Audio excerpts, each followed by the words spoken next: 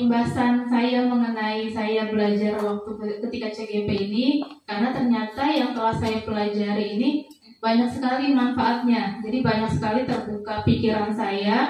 Ternyata selama yang saya mengajar ini banyak salahnya, banyak kelirunya, dan mungkin nggak saya aja atau mungkin Bapak Ibu juga ada kelirunya. Yang mari kita belajar bersama-sama, mari kita mengintrospeksi diri bersama-sama. Nah, pada kali ini kita supaya lebih semangat dulu, kita ice breaking dulu ya. Oke. Untuk ice breaking dulu kita siapkan tangan kita.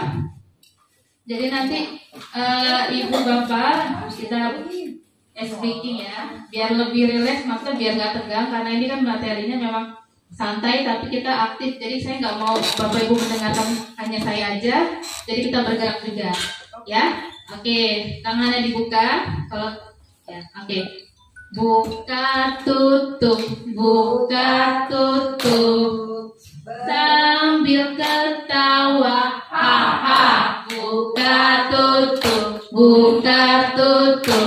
sambil ketiwi, hihi.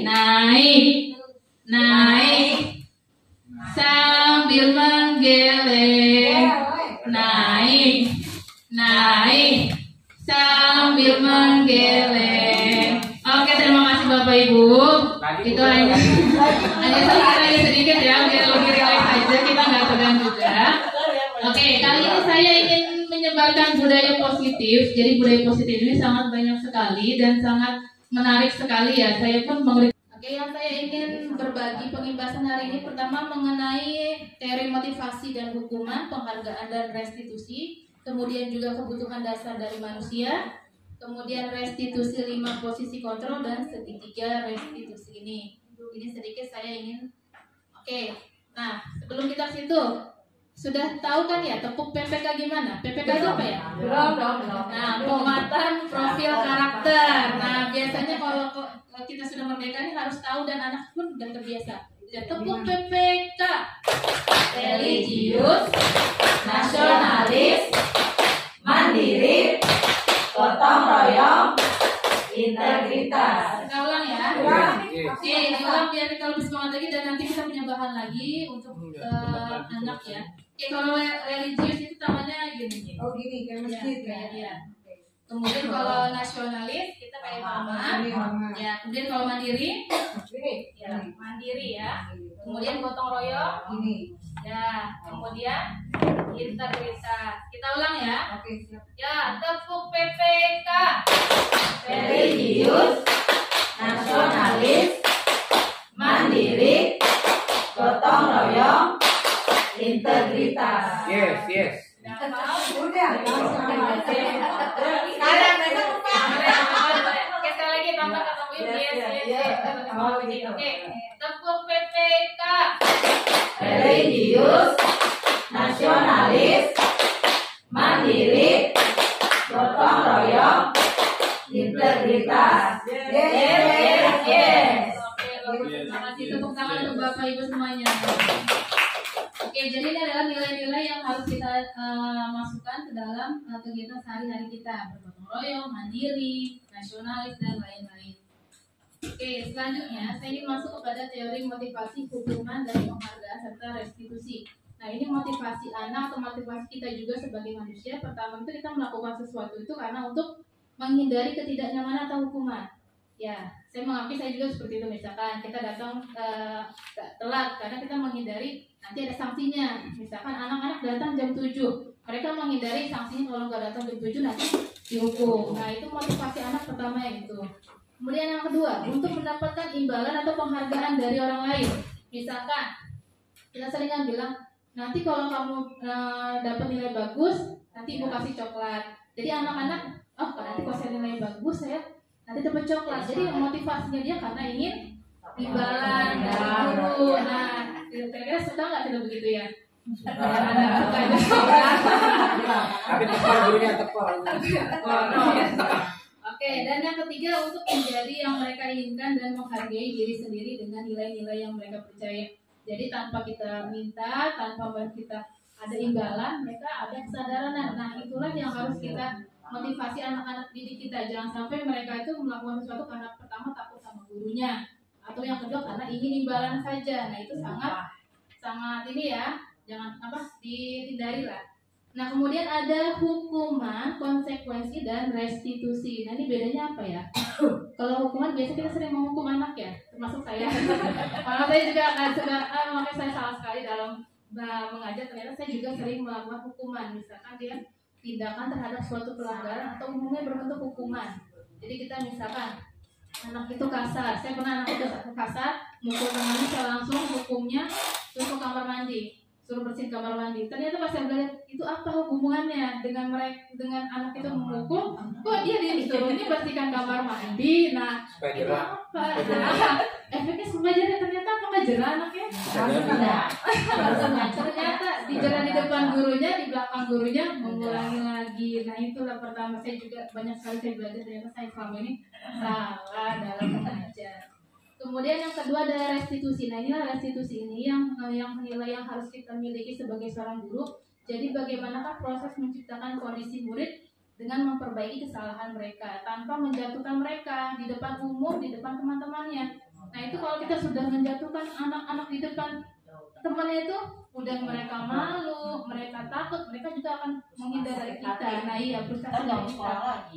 Nah itu, nah itu Boleh saya. contohin Bu Rita, boleh contohin dari Hukuman, restitusi.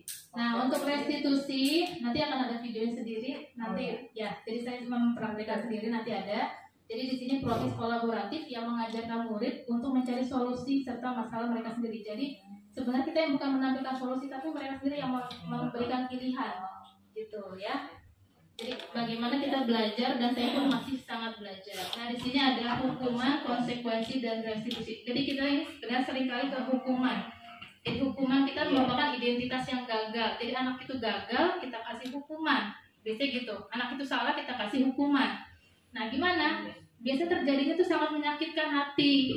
Kemudian tidak nyaman pada anak dalam jangka yang panjang. Dan saya pun masih ingat ketika saya lagi SD, saya ditoyor oleh guru saya ingat sampai sekarang itu, dan rasanya saya masih ingat. Nah itu jangan sampai nah dicubit aja, ternyata bekasnya tuh ternyata puluhan tahun bakal ingat terus. Dan jangan sampai kita menjadi seorang pendidik yang seperti itu ya. Kemudian korbannya mendapat keadilan dan anak itu tersakiti. Nah kalau untuk disiplin saya adalah ketika anak itu merasa salah, konsekuensinya sesuatu yang harus terjadi. Misalkan nih datang terlambat ya, kemudian kita konsekuensi dari kesepakatan kelas kita kan biasa di awal tuh suka bikin ya kesepakatan untuk yang kelas. Nah ya, nah itu biasanya mereka sudah tahu kalau dia datang telat berarti konsekuensinya apa. Misalkan apa dia siap untuk 10 menit tidak belajar. Nah itu kita juga harus konsisten memang. Karena kita nggak konsisten di anak ini kita ini, di anak yang lain kadang-kadang lewat. Nah itu kadang nah itu kita berkaca juga sih dalam diri kita sendiri ya. Nah ya itu. Itu berarti kita juga perlu dengan restitusi kita sendiri ya. Oke, selanjutnya di sini tidak nyaman, murid dibuat tidak nyaman, dan di sini penguatan hanya bertahan dalam jangka pendek saja. Kalau konsekuensi dan kalau restitusi adalah merupakan pilihan. Jadi mereka memilih. Jadi ketika mereka berbuat salah, mereka menyadari dan mereka ini harus apa ya supaya mereka bisa lebih baik lagi tanpa merasa dikucilkan oleh gurunya. Ya, kan biasanya nih ya. Nah, di sini saat kita berulang kali menjanjikan hadiah kepada anak-anak agar berperilaku tanggung jawab, atau kepada seorang murid agar mempelajari sesuatu yang baru, atau kepada orang karyawan memperlakukan pekerjaan yang berkualitas, kita sedang berasumsi mereka tidak dapat melakukannya atau tidak akan memilih untuk melakukannya. Ini oleh Alfikon. Nah, di sini nih tadi nih untuk profil pelajar Pancasila saya sisipkan kembali ya, karena harus hafal juga untuk yang IKM ini, harus hafal dengan profil pelajar Pancasila. Oke, kalau kelas 1 4 pasti semangat. Profil pelajar Pancasila. Belajar Pancasila, beriman dan bertakwa pada Tuhan yang esa dan berakhlak mulia, berkebinekaan global, gotong royong mandiri, kreatif dan bernalar kritis. Tangan untuk Bapak Ibu semua. Terima kasih. Langsung hafal ya. besok Jadi, jadi ada 6 dimensi ya. Jadi secara tidak sadar ini 6 dimensi yang harus kita terapkan ke anak.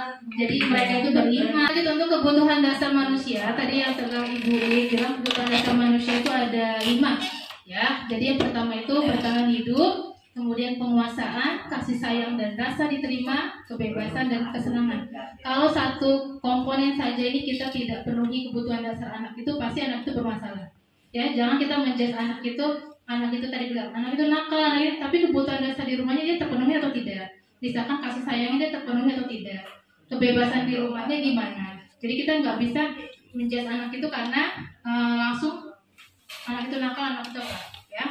Nah, ini adalah restitusi 5 posisi kontrol yang sebagai kita ini sebagai guru ini kita nih termasuk yang mana ya?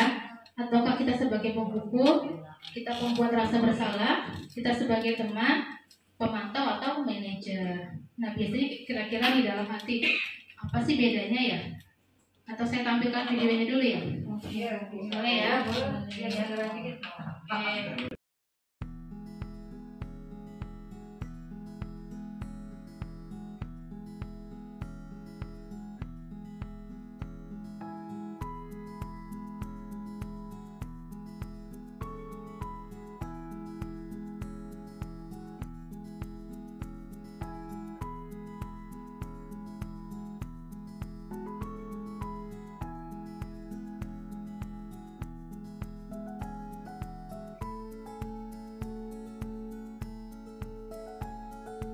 Hukum tadi, orang-orang yang menjalankan posisi penghukum senantiasa mengatakan bahwa sekolah memerlukan sistem atau alat yang dapat lebih menekan murid, dan guru ini menerapkannya berkata biasanya ada kata-kata patuhi aturan saya, awas. Nah, awas ini terima. Kamu selalu saja salah, selalu pasti selalu terakhir selesai. Kamu selalu terakhir selesainya.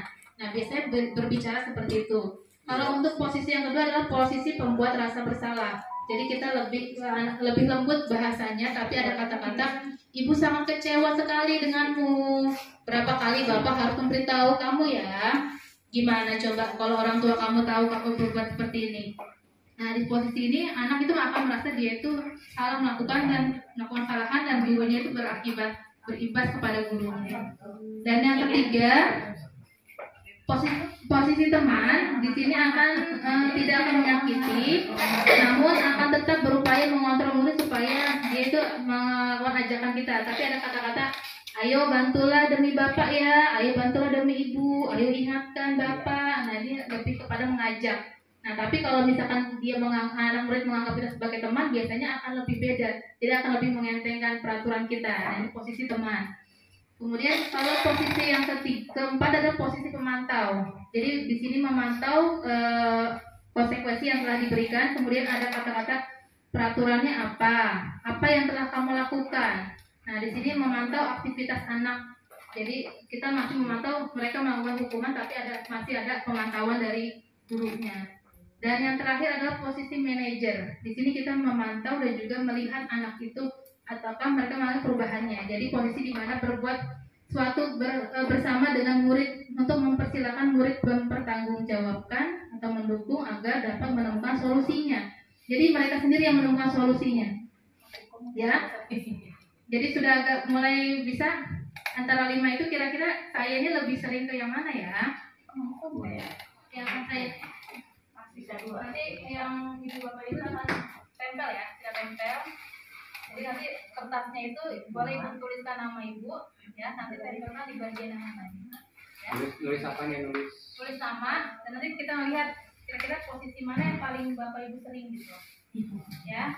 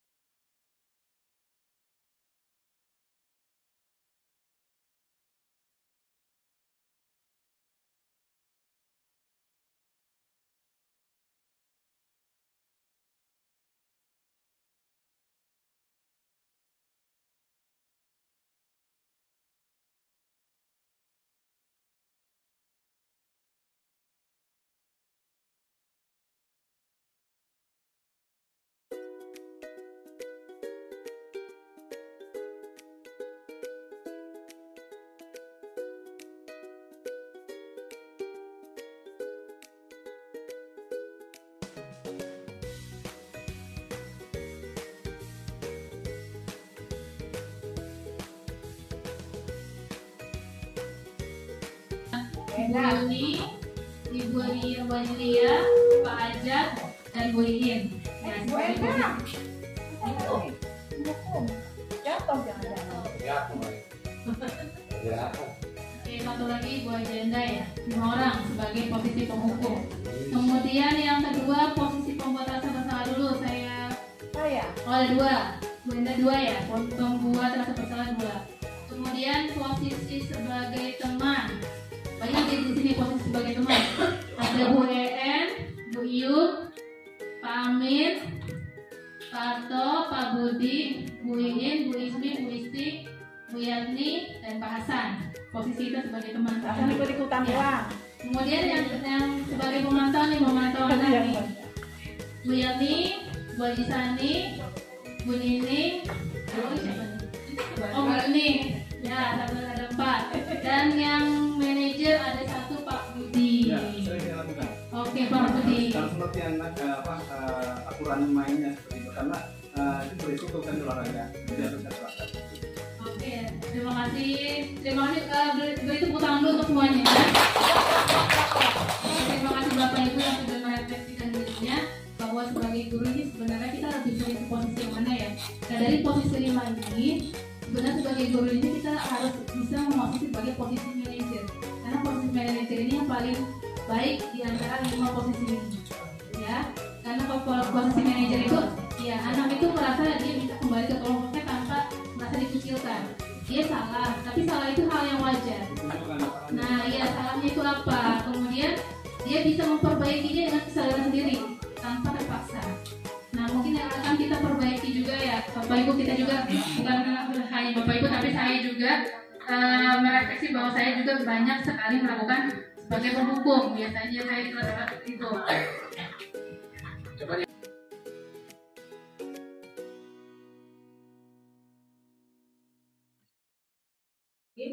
Assalamualaikum warahmatullahi wabarakatuh.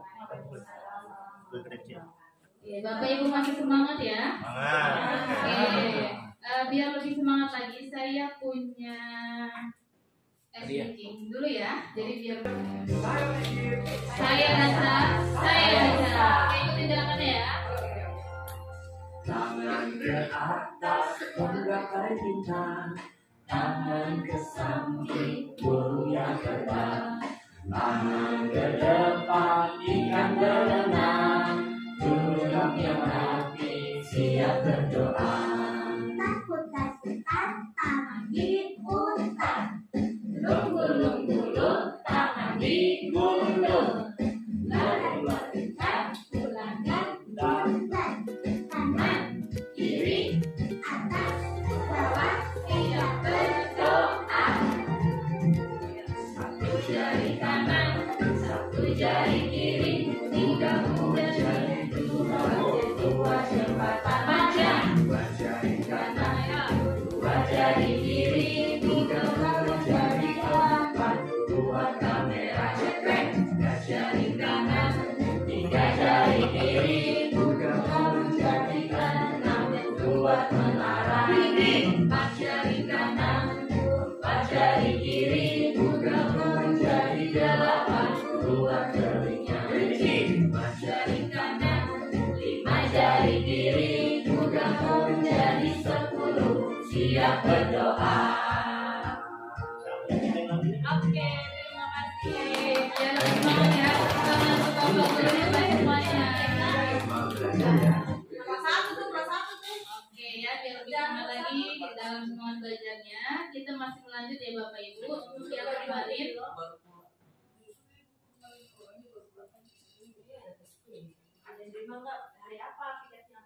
Oke Bapak Ibu, untuk kegiatan kita kali ini kita masih melanjutkan untuk implementasi kurikulum Merdeka.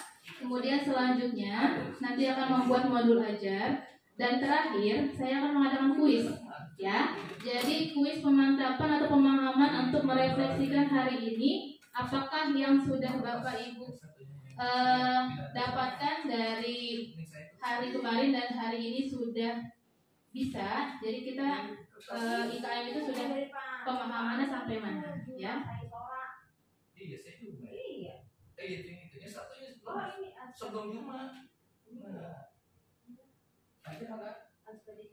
Ini itu.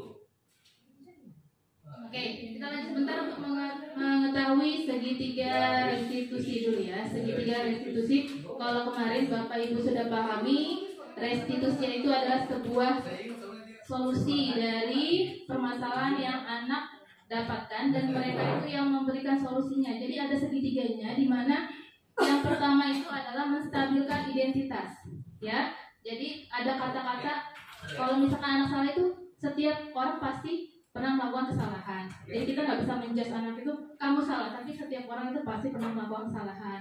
Atau kamu bukan satu-satunya yang pernah melakukan hal ini, gitu. Jadi kita menstabilkan identitas dulu bahwa dia salah, tapi kita stabilkan dulu supaya dia tidak merasa lebih down lagi. Kemudian yang kedua adalah validasi tindakan yang salah. Jadi tindakannya salah itu apa? Kalau kemarin kita contoh videonya mengenai Naren yang telat, kemudian dia akan mengatakan apa? Dia salahnya kenapa? Berarti dia salahnya telat. Ada kata-kata kamu tentunya punya alasan kenapa kamu melakukan hal itu. Ya, selanjutnya adakah cara yang lebih efektif untuk mendapatkan apa yang kamu butuhkan? Ya. Kemudian tahapan yang ketiga adalah menanyakan keyakinan. Nah, keyakinan ini yang akan kita buat. Jadi biasanya kalau di awal tahun itu kita membuat peraturan kelas ya, Bapak Ibu ya? Iya. Pasti kan? Nah, sekarang kita mengubah nama peraturan kelas menjadi keyakinan kelas. Karena kalau image dari peraturan itu kan biasanya hal yang tidak boleh dilanggar, ya kan? Misalkan hal-hal yang biasanya anak langgar, maka kita buat peraturan. Nah, sekarang kita mengubah dari kata-kata peraturan menjadi keyakinan. Oke, di sini saya ulang kembali mengenai menstabilkan identitas. Di sini berbuat salah itu tidak apa-apa, tidak ada manusia yang sempurna. Kemungkinan kita sebagai guru bisa bilang, saya juga pernah melakukan kesalahan seperti itu. Jadi kita memposisikan bahwa kita juga pernah melakukan hal yang sama dengan anak. Jadi anak tidak merasa down di hadapan gurunya. Nah, kemudian kalau dalam tahap validasi tindakan yang salah, ada kata-kata, padahal kamu bisa melakukan yang lebih baik dari ini ya, maaf itu. Kemudian kamu pasti punya alasan mengapa kamu melakukan hal itu dengan nada-nada yang tidak langsung brutal, marah gitu, tidak. Kemudian kata-katanya lagi apa? Kamu boleh mempertahankan sikap itu, tapi kamu harus menambahkan sikap yang baru. Ya. Dan tahap yang terakhir dalam restitusinya adalah tadi menanyakan keyakinan. Jadi apa? Apa yang kita percaya sebagai kelas atau keluarga. Jadi makanya di awal itu membuat keyakinan supaya anak-anak tahu keyakinan apa yang telah mereka sepakati, dan kalau misalkan melanggar berarti keyakinan apa yang mereka langgar. Jadi di awal itu kita sudah membuat keyakinan kelas di antara anak-anak itu. Dan apa nilai-nilai yang umum? Ya di sini bukan kalimat yang terlalu panjang gitu. Biasanya kita membuat peraturan kelas datang tepat waktu. Sanksinya misalkan jika tidak tepat waktu lari lapangan 10. Biasanya kan gitu misalkan ya contohnya. Nah, kemudian misalkan kalau misalkan tidak membawa tempat makan dan minum, sanksinya apa? Biasanya sanksinya beda dengan yang itu. Atau misalkan denda atau apa, itu kan nggak sesuai. Nah, kita membuat keyakinan kelas dulu. Kamu mau jadi orang yang seperti apa? Jadi kita menawarkan pilihan kepada anak. Nah, selanjutnya di tahap keyakinan kelas, kita akan menanyakan kenapa atau mengapa keyakinan kelas itu tidak disebut dengan peraturan kelas saja, ya. Terus mengapa adanya keyakinan kelas penting untuk terbentuknya sebuah budaya yang positif. Jadi fondasi awal kita membuat keyakinan kelas. Kemudian bagaimana mewujudkan keyakinan kelas yang efektif. Kayaknya adalah pertanyaan pemantik untuk kita kegiatan hari ini. Oke, kalau saya tanya misalkan Bapak atau Ibu, mengapa kita memiliki peraturan tentang pengguna helm pada saat mengendarai kendaraan motor atau mobil misalkan? Kenapa menggunakan helm ketika berkendaraan motor? Yang aman. Keselamatan, keamanan. Oke. Takut polisi. Takut polisi, boleh juga. Kemudian yang kedua, mengapa kita memiliki peraturan tentang penggunaan masker dan mencuci tangan setiap saat ini ketika COVID ya? Kira-kira kenapa? Supaya sehat. Menghindari penyakit. Kebersihan, menghindari virus, terus Mengikuti peraturan pemerintah. menghindari ketularan penyakit atau lebih tepatnya ke kesehatan. Ya, oke. Jadi kalau dari dua pertanyaan itu biasanya lebih katanya lebih singkat nggak? Singkat. Lebih singkat kan? Yang pertama keselamatan, Ya. yang kedua Kesehatan. kesehatan. Nah itu ada keyakinan. Jadi kita pakai helm keyakinannya supaya kepala kita aman. Ya. Kita pakai masker supaya kesehatan kita terjaga. Jadi itulah keyakinan. Ya paham Bapak Ibu ya? Jadi kalimatnya hanya singkat kata, tapi dia itu komitmen kita, komitmen anak-anak kita di kelas. Sudah mulai paham Bapak Ibu? Paham. Ya. Oke. Jadi nilai-nilai keselamatan atau kesehatan ini disebut dengan keyakinan. Jadi kita ubah ya. Satu pakai Mulai jilbab. nanti kita bisa keyakinan. Oke. Keyakinan. Oke, kita lanjut. Keyakinan kelas adalah seseorang yang lebih tergerak dan bersemangat untuk menjalankan keyakinannya daripada hanya sekedar mengikuti serangkaian peraturan tertulis Ya. tanpa makna. Kita banyak banget biasanya awal tuh peraturannya 1 sampai 10 A sampai Z gitu. Anak tuh kadang lupa juga. Oh, ternyata kamu melanggar yang ini, melanggar. Jadi identitasnya kamu melanggar. Nah, gitu. Nah, di sini murid-murid pun demikian. Mereka perlu mendengar dan memahami arti sesungguhnya tentang peraturan-peraturan yang diberikan. Ya, dan apa tujuan utamanya dan menjadi tidak tertarik atau takut sehingga hanya sekedar mengikuti serangkaian peraturan-peraturan yang mengatur mereka tanpa memahami tujuan yang mulianya, ya. Oke, di sini kita akan membuat keyakinan kelas. Oke, tadi kalau Bapak Ibu sudah mulai memahami kalimat keyakinan kelas itu apa?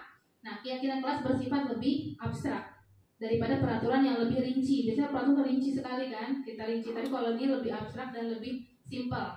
Kemudian keyakinan kelas ini berupa pertanyaan-pertanyaan yang universal.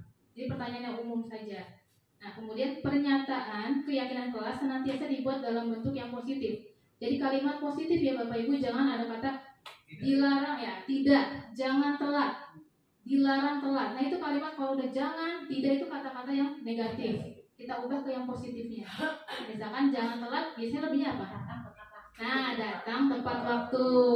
Misalkan jangan pakaian yang tidak rapi, berarti biasanya apa?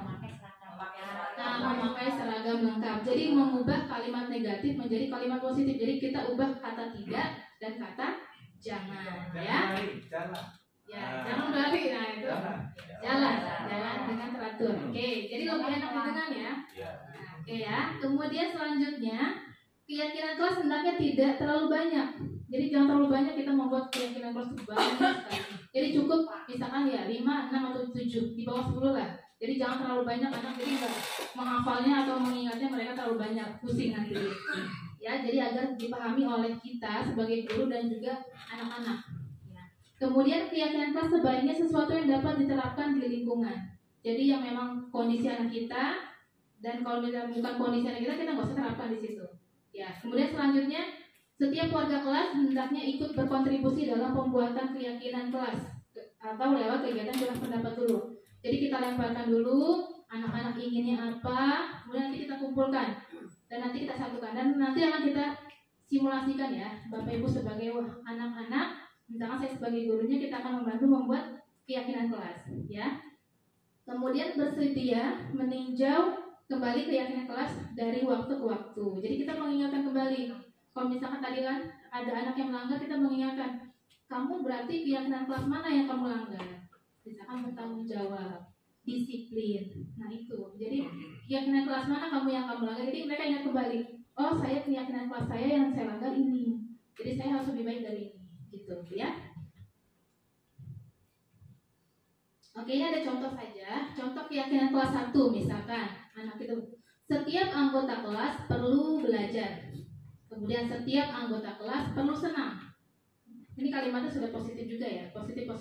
Setiap anggota kelas perlu melakukan tugas, melaksanakan tugas. Setiap anggota kelas perlu saling menghargai. Setiap anggota kelas perlu merasa aman. Oke, ini ada 1, 2, 3, 4, 5. Ini hanya 5 aja. Kalau misalkan kita telah, misalkan nomor 1, setiap anggota kelas perlu belajar. Biasanya peraturan yang sering kita buat apa? Oke, nggak boleh berisik dalam kelas. Terus? Tidak boleh bercanda, tidak boleh lari-larian, mendengarkan guru. Ya, nah itu kan cakupannya banyak kan, tapi kita rangkum menjadi setiap anggota kelas perlu belajar. Nah itu tetap harus kondusif, tidak berisik. Kemudian yang kedua, setiap anggota kelas perlu senang. Tidak boleh membuli teman. Apalagi? Tidak boleh ganggu teman. Oke. Tidak boleh saling mengejek. Tidak boleh saling mengejek. Oke, betul, bagus sekali Pak. Selanjutnya yang ketiga, setiap anggota kelas perlu melakukan tugas. Mengerjakan PR. Mengerjakan PR, piket, apalagi mengerjakan tugas di kelas. Ada lagi? Oke, diminta tolong gurunya langsung dilaksanakan. Ya, itu masuk ke dalam melakukan tugas juga. Selanjutnya setiap anggota kelas perlu saling menghargai. Ini sangat sering sekali nih. Biasanya Pak, mengolok-olok, memukul teman, mengejek, mengatain orang tua biasanya. Anak misalnya, ya kan? Nah iya, ngatain orang tua ini paling seringnya saya dengar juga. Memukul, mengejek dan lain-lain ini sangat sering sekali. Jadi menghargai. Sering mari kita ingatkan terus saling menghargai. Kemudian terakhir ada anak anggota kelas itu perlu merasa aman. Betul Bang. Tidak boleh mengambil alat tulis temannya. Apalagi yang saling merasa aman. Tidak boleh mencuri. Tidak boleh mencuri. Itu kata tidak ya. Dari awal kata tidak itu kita mengambil jadi kalimat positif. Apalagi? Nyoret buku temannya, mengganggu teman. Nah, itu termasuk. Jadi hal-hal keyakinan ini adalah kalimat positif yang bisa kita ulang-ulang ke anak itu. Jadi mereka itu yang tertanam adalah kalimat positif. Kalau awalnya kita peraturan kelas yang tertanam tidak boleh datang telat, berarti anak itu kebiasaan datangnya telat. Gimana dengan gurunya? Ya, bagaimana dengan gurunya? Mungkin juga berkaca dari gurunya juga, gitu. Jadi kalau udah kalimat negatif, berarti kita menganggap bahwa sering melakukan. Nah, jadi kita akan mengubah dengan keyakinan kelas. Nah, ini contoh keyakinan kelas 1 ya. Jadi singkat aja, kita bisa buat nanti nempel itu di satu kelas di pojokan itu. Jadi nggak banyak-banyak karena kita banyak banget gitu ya. Peraturan dan sanksinya juga udah ada gitu. Itu sangat ya jadi kayak tersendiri katanya. Katanya anak yang ini dihukum kok yang ini nggak dihukum, padahal suka begitu juga. Nah, di sini ada contoh keyakinan kelas 5. Katakannya lebih beda karena ada anaknya sudah lebih kelas atas ya, lebih dewasa. Jadi selalu bersikap positif. Kalau kelas 5 biasa kalau selalu bersikap positif biasanya apa? Kata-kata yang sering kita munculkan awal sebelum peraturan itu bisa apa? Misalnya contoh aja. Kita aja kalau bersikap positif berarti apa? Nah, iya, bisa mengolok teman juga bisa. Atau apa lagi? Ya, Wisdi atau pasan, apalagi pasan.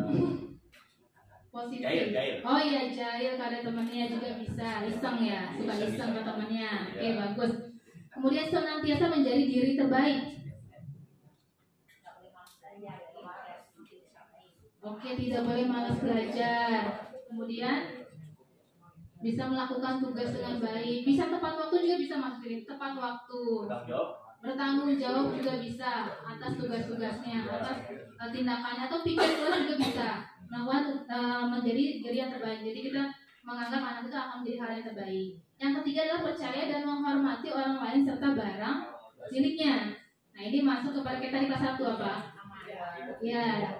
Nah, dilarang mengambil barang teman, dilarang mengganggu milik teman. Nah, itu adalah hal-hal yang sifatnya disebut dengan keyakinan. Selanjutnya yang keempat adalah berkomitmen terhadap setiap tugas. Nah, melaksanakan tugas tepat waktu, mengerjakan PR, datang tepat waktu sekolah juga bisa masuk juga ke sini. Dan terakhir ada senantiasa membantu nih. Kalau kelas 6 senantiasa membantu, berarti biasanya saling tolong menolong, saling mengasihi. Biasanya dia dimintai guru langsung mengerjakan, atau tugas pikir juga bisa, atau ya bertanggung jawab bisa. Kemudian berkolaborasi dengan teman ketika mengerjakan tugas juga bisa, tidak sendiri, tidak berkelompok. Nah, itu juga bisa masuk senantiasa membantu. Jadi boleh nggak bisa? Kenapa? Anak-anak itu satu diberikan nih prakteknya ya. Satu selesai, yang lain tinggal nyalin doang. Nah, itu dia, kadang begitu. Jadi kerja sama, satu kerja. Oke. Pintar selesai, yang lain cepet-cepet. Nah, gitu benar banget. Jadi gitu. Oke, sekarang saya minta Bapak Ibu, karena kita akan nanti membuat keyakinan kelas di kelas, Ibu akan membuat satu kalimat keyakinan kelas. sesuai dengan kelas ibu masing-masing. Kalau ibu kelas 3 ya kelas 3, kalau kelas 5 ya kelas 5, kalau kelas 1 kelas 1. Saya akan membagi kelas, nanti akan Bapak Ibu tempelkan dulu kedua yang atas itu ya. Nanti akan kita sortir kalimatnya yang bagus, yang positif itu keyakinan kelasnya apa. Jadi kita akan misalkan dari beberapa yang Bapak Ibu tuliskan, kita pilih setiap anak nanti bertanggung jawab. Jadi kalimatnya lebih enak didengarnya, lebih positif dibanding dulu kita jangan datang terlambat. Ya, tidak boleh mengganggu teman. Jadi kata-kata negatif itu kita mulai ubah ya Bapak Ibu ya. Oke, silakan saya beri waktu 1 menit cukup ya. Silakan menuliskan kalimatnya dalam waktu 1 menit dan nanti silakan ditempelkan ke depan.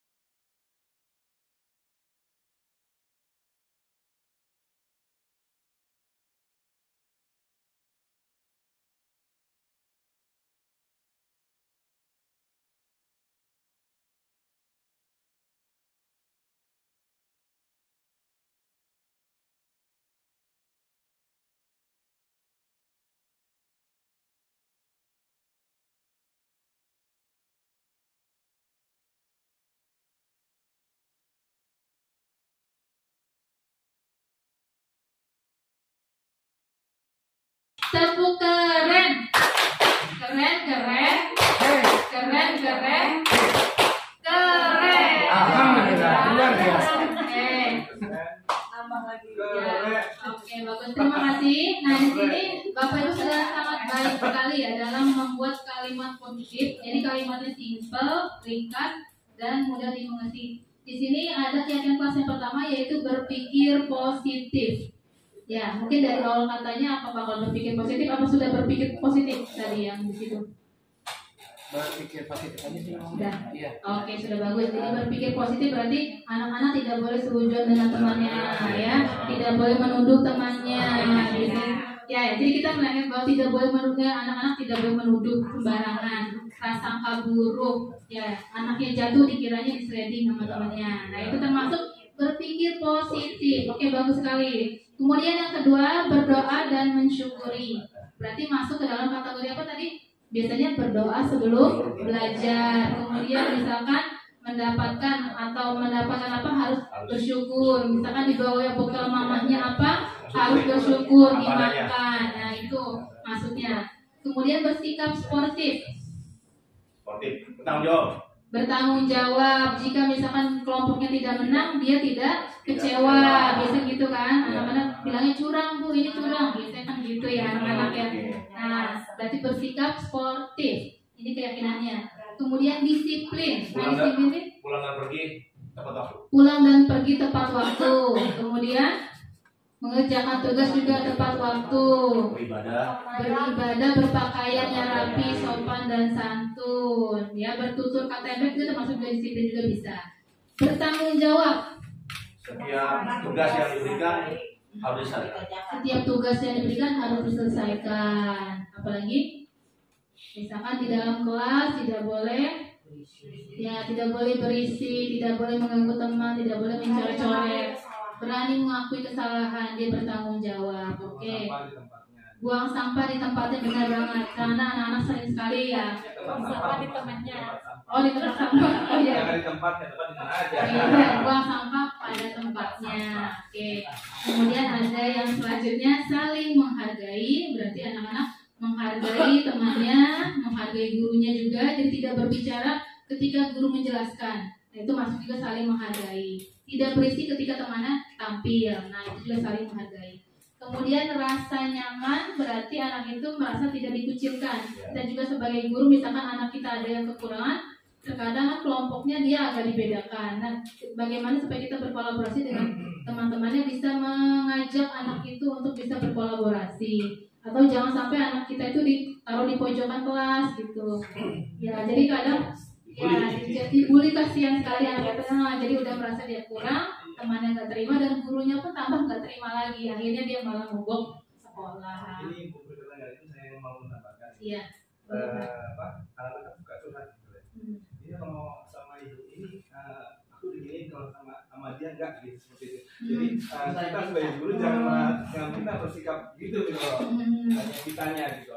Jangan sampai menganaktirikan atau menganak-emaskan yang oh iya betul ya. Jadi untuk pelajaran sebagai kita juga sebagai guru ya, jangan membeda-bedakan anak sekali gitu loh. Dan jangan terlalu setara membedakan anak tersebut. Jadi mereka juga merasa ya Pak ya. Sebenarnya itu mereka ya. itu. Jadi sebaik Aku begini oh iya. curhat anak-anak ya Pak ya. Oke ya. Suka ada bidang studi, jadi gurunya mungkin nggak tahu ya Pak ya. Ya iya bisa gitu kan. Jadi anaknya nggak suka guru kelasnya, dia suka curhatnya ke bidang studi gitu. Iya, jadinya saya juga ya Bu ya. Ya itu kita harus saling refleksi diri kita sendiri saja, bahwa memang kita nggak sempurna, kita pasti punya kekurangan, dan jangan sampai anak itu nggak terima dengan kita sebagai wali kelasnya gitu, dan pengen wali kelasnya dulu tuh jangan sampai seperti itu. Jadi iya, jadi kita juga harus membuat anak itu nyaman dengan kita. Bukan berarti kita posisi sebagai teman ke anak juga enggak, tapi kita sebagai manajer ke anak juga, jadi memantau dan memanajerkan anak. Kemudian yang terakhir yang Bapak Ibu buat di sini ada semangat belajar untuk meraih masa depan. Oke, ini memang anak itu kebanyakan belajar itu kalau mau ulangan aja, atau bahkan ketika mau ulangan juga nggak belajar juga. Saya juga bingung ya. Nilainya 2, 3, 4, 5, 6 ke atas itu agak jarang sekali ya. Sedangkan kita dituntut nilainya bagus. Jadi sebenarnya antara hati nurani kita agak bertolak belakang ya Bapak Ibu ya. Tapi dalam kurikulum mereka ini, supaya mensiasati nilai itu mereka tidak terlalu jauh, karena biasanya kan kita berpacu dengan ulangan. Ya, jadi kalau di kurikulum mereka ini, Bapak Ibu tidak hanya dengan ulangan aja, dengan tugas, dengan mereka melakukan sesuatu, itu merupakan nilai. Ya, ada sikapnya tapi termasuk ke nilai juga, karena kurikulum mereka ini hanya satu nilai akhir saja. Beda dengan kurikulum 13 yang ada nilai kognitif dan nilai satu lagi keterampilan. Ada 2 nilai ya. Jadi nilai keterampilan beda, nilai kognitifnya beda. Tapi kalau di kurikulum Merdeka ini hanya satu saja. Dan kalau sebagai wali kelas itu sudah lebih gampang ya. Kita bisa menilai anak ini bisa ke 90 karena memang dia itu layak, karena anaknya rajin, anaknya baik, sopan santun, itu nggak apa-apa kita kasih nilai gitu. Kita nggak terlalu berpacokan dengan nilai anak itu ulangan gitu. Dan ulangan pun yang kita sudah pelajari selama 1 tahun ini nggak harus bentuk PG ya Bapak Ibu ya. Jadi kalau bentuk PG itu anak-anak biasanya tang ting tung. Nah, yang penting sudah silang selesai gitu. Akhirnya 5 menit 10 menit mereka udah nyerahkan minta pulang gitu. Nah itu mungkin kita akan bisa berubah ya Pak ya. Karena di kurikulum Merdeka ini bukan cuma PG aja. Jadi kita hanya selembar kertas pun kita bisa melakukan nanti ulangan. Jadi nanti kalau misalkan nanti penilaian akhir semester itu 1 lembar pun nggak apa-apa. Jadi kita nggak buang-buang kertas juga. Anak itu lebih berpikir karena mereka membaca 1 kalimat aja, berarti mereka sudah mulai berpikir. Jadi pola benar salah itu bisa.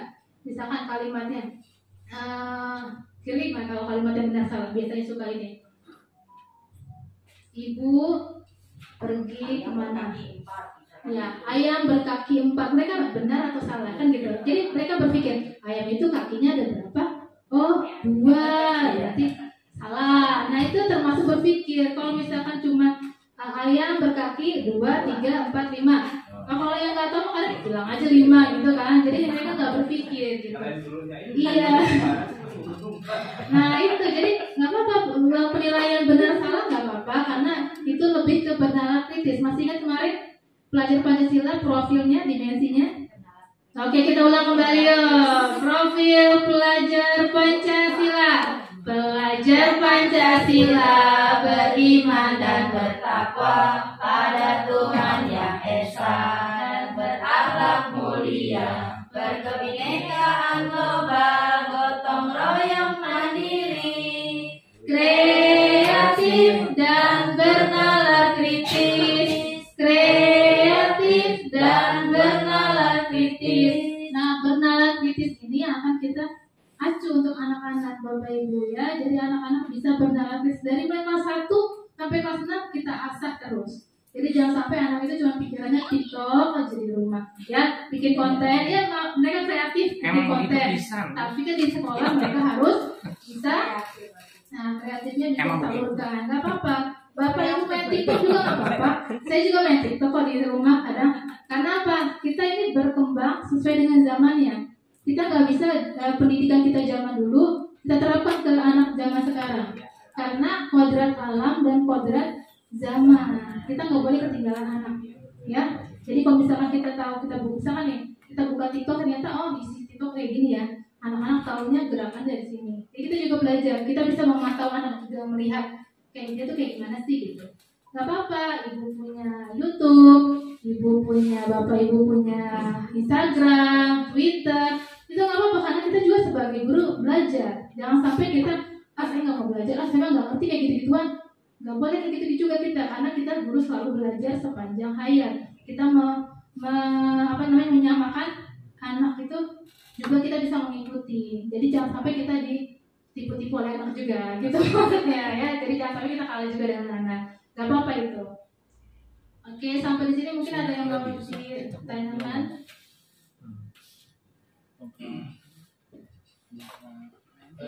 Jadi Bu, itu nanti saya mau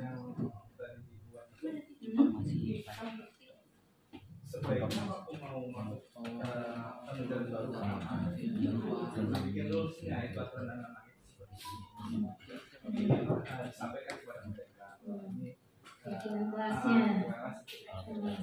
Kalau sambil di ini sekarang ada yang mau iya.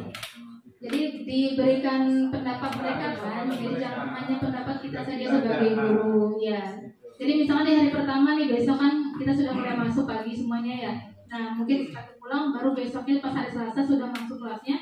Kita yang kelas 2 sampai 5 tuh sudah bisa membuat keyakinan kelas, ya struktur kelas. Jadi kita mengubah kata peraturan kelas menjadi keyakinan kelas itu. Kita juga bisa membuat hal seperti itu. Ya, jadi anak-anak kita bolehkan untuk berpendapat. Jadi kita tidak mendambangkan murid yang selalu tenang, diam, anteng, tapi enggak. Mereka yang aktif bicara, mereka yang bergerak itu enggak apa-apa, asal jangan terlalu terlewat batas-batas itunya, gerakannya, tindakannya. Jadi makanya Merdeka ini mereka bebas berekspresi. Kita tidak bisa menyamakan satu anak itu, misalkan dia sukanya mendengarkan, kita berarti ceramah terus. Sedangkan anak yang lain sukanya gerak. Anak yang ini berarti kita harus mengikuti. Dia sukanya gerak, berarti apa yang bisa penilaian kita yang anak itu bisa bergerak. Jadi kita tidak boleh menyamaratakan, dan makanya di sini disebut diagnosis awal. Jadi Bapak Ibu pas nanti masuk awal, Bapak Ibu tahu, oh anak ini yang aktif, oh anak ini yang suka mendengarkan, anak ini yang nurut, anak ini yang nggak bisa diem. Nah kita kan sudah punya tuh poin-poin anaknya tuh, sudah punya ya. Jadi kita bisa mengelompokkan anak ini yang suka geraknya, berarti kita harus nanti membuat formatif atau penilaiannya dengan yang bergerak. Anak ini yang suka mendengarkan, berarti kita bisa memberikan dia soal dengan mudah, dengan lancar. Kemudian anak ini yang sukanya melihat, berarti kita boleh menampilkan video, boleh dengan suara, atau Bapak Ibu misalkan punya speaker, boleh dengan speaker aja, misalkan di Bluetooth di itu nggak apa-apa. Jadi gitu. Jadi kita juga harus membedakan setiap anak karakteristiknya, dan jangan merasa anak itu tidak, atau misalkan saya ini beda dari teman-teman, saya nggak suka belajar. Jadi jangan sampai mereka tuh Diputar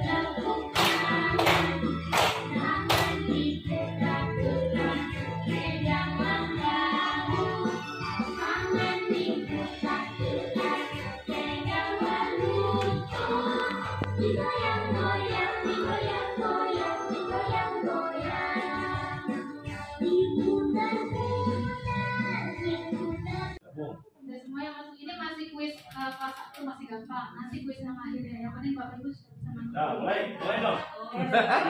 Ya. Saya udah mulai nih. Klik aja mulai dulu nggak apa-apa Bapak Ibu. Nanti saya mulai baru kita mulai. Siapa lagi yang sudah masuk? Lu udah masuk tuh udah berapa orang tuh? 7. Dan 8. Tadi 8. Nah kodenya Bu, apaan? 31. 3109. 3109. Saya dulu gitu. Ya, Pak Hasan tadi udah. Udah semua 11. masuk ya? Nama kita ada di sini. Ya. Udah. Ya. Nah, sudah sini ada nih. Sudah? Oh, yang sudah? Udah masuk. Oh, udah biar nih. Yang belum tinggal pajak deh berarti ya. Yang mana sih? Star game ya, Bu? Star game. Ya. Oh, Star game. Isti udah, ini udah, mau udah. Isti udah. Oh, belum masuk pajak. Belum ini mana? Isti udah. Kami. Ini udah. Ini udah. Tadi nggak masuk dengan kode itu. Udah siapa lagi? Masukin kodenya udah. Oh, ya. Ya, sudah berapa orang nih? 1, 2, 3, 4, 5, 6. Pajak dong. Tinggal pajak doang ya. Ini gimana sih coba? Ini gini. Udah mau ini. Goyang belum, goyang dah. Oh, bukan yang ini. Ini, saya mau dari sini. Salah saya juga ya.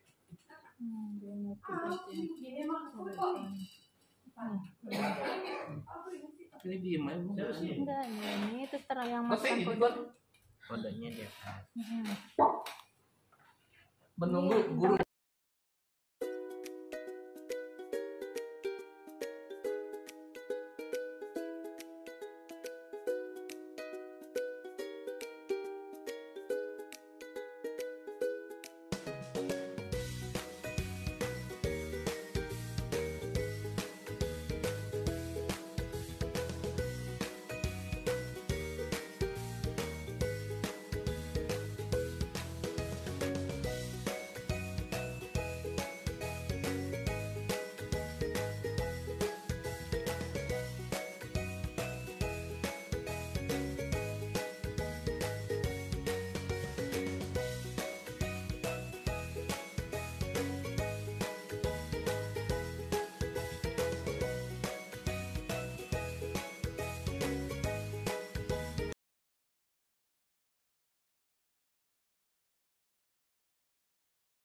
Anak soleh.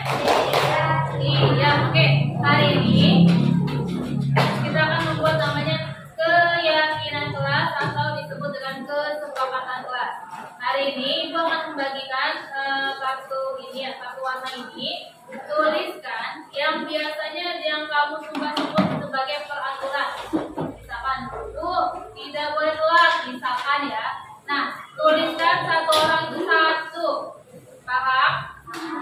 Kalau bisa berbeda, tapi kalau sama ya udah nggak apa-apa. Kalau bisa antar teman bangkunya beda. Ya, misalkan yang ini nggak boleh telat, yang ini nggak boleh ngomong kasar ya. Nah, pokoknya tuliskan satu orang satu, paham? Kalau sudah, yang sudah ditempelkan di sini ya. Ini untuk yang laki-laki, di sini untuk yang perempuan. Paham? Ya, oh nanti. Oke, kalau sudah paham, Ibu bagikan.